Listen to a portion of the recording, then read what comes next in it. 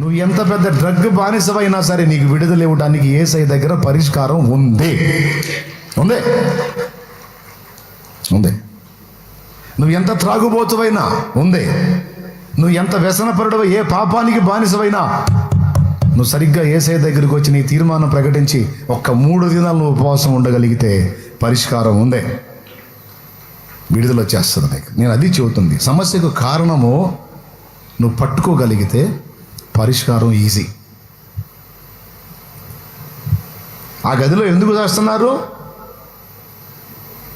ఇట్లా pin బీగుతూ plug బీగి ఈడి plug పెట్టి సమస్య అది తెలుసుకున్నారు, పరిష్కారం ఈజీ. ఇప్పుడు దెయ్యం లేదు, భూతం లేదు, అందరూ బతుకుతున్నారు. అప్పులు ఎందుకైనాయో కారణం వెతుకునానా?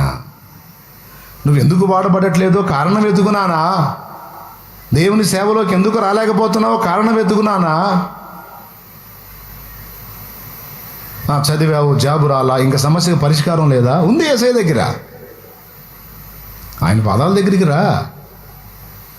నా కష్టం నేను చేశాను, మరి నువ్వు నాకు ఆహారం పెట్టకపోతే ఎట్లా అని కూర్చో. ఏదో ఒక దారి నీకు ముందే రెడీ చేసి పెట్టుంటాడు ఆయన. అది నీ కాళ్ళ దగ్గరికి వచ్చింది, నీకు అందుబాటులో తెస్తాడు. అట్లా చెప్పండి. ఇప్పుడు ప్రతి ఒక్కళ్ళు ఏం చేయాలి? ఫస్ట్ తమ పరిస్థితికి కారణం ఏంటి అనేది వెతకాలి.